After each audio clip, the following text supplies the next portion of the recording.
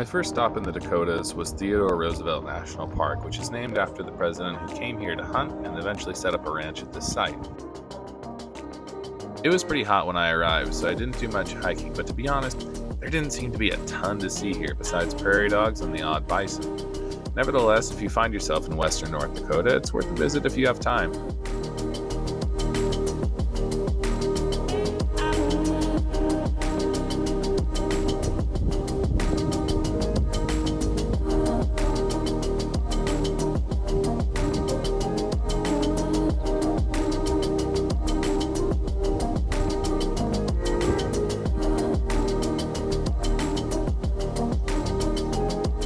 I continued my trip with a visit to the capital of North Dakota, Bismarck.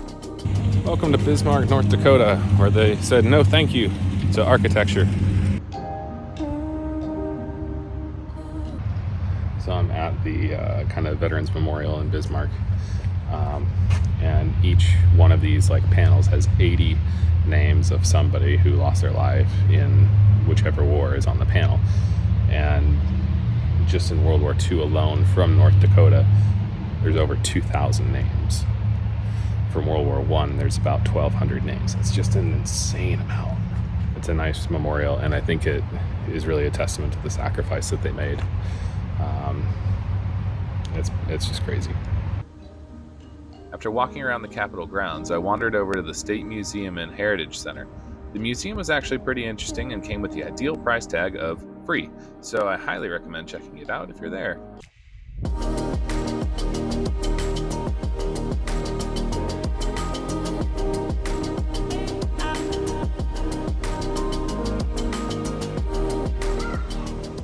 I still had a good amount of time in North Dakota, so I decided to visit their local zoo.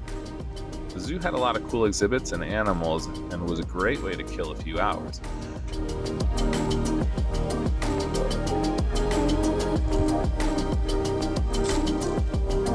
I'm not going to lie and say that North Dakota was the most exciting state I'd been to, or that I received a particularly warm reception.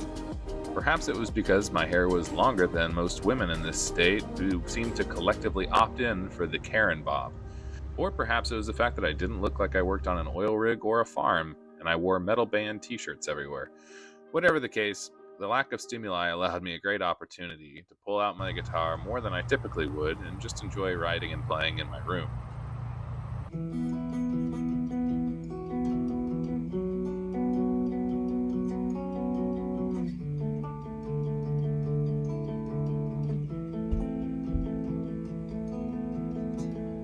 Approximately a 4-hour trip through dirt country roads from western North Dakota is the iconic Devil's Tower. Sacred to the Plains tribes and popular with tourists and climbers alike, Devil's Tower is truly a magnificent place to visit.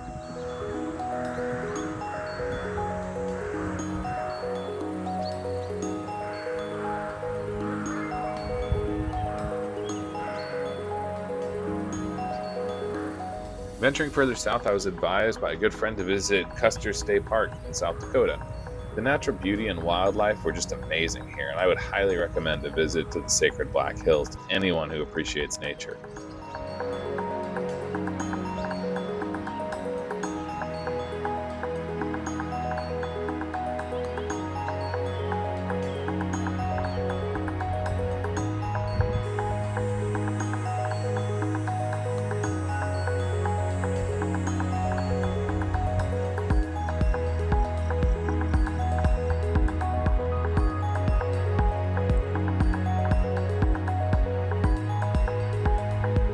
I got in a good long hike at Custer, and on my way back to my B&B, I stopped by Mount Rushmore and the Crazy Horse monuments.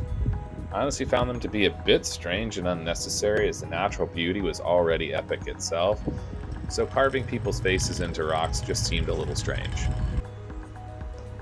With that in mind, I was urged by a close friend to visit the Badlands National Park. I nearly skipped this, and I'm so glad I didn't. Apparently, you can still find dinosaur bones here, and later a local told me the proper way to excavate them, though the legality of this was questionable.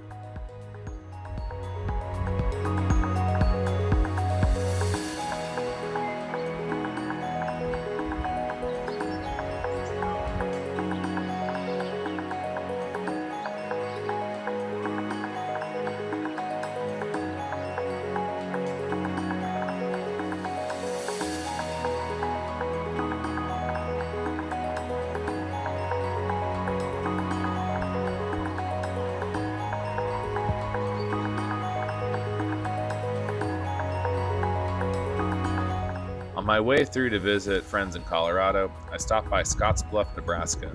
While it's a small city, there's some really cool spots to hike and walk around, including Scottsbluff National Monument, which is the important landmark for the wagon trains headed west, and Chimney Rock.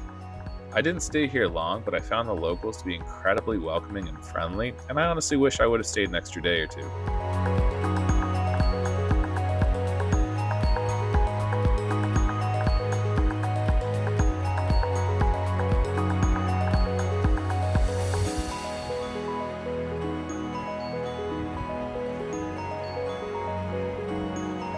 With the plains behind me, I was excited to head into the great state of Colorado.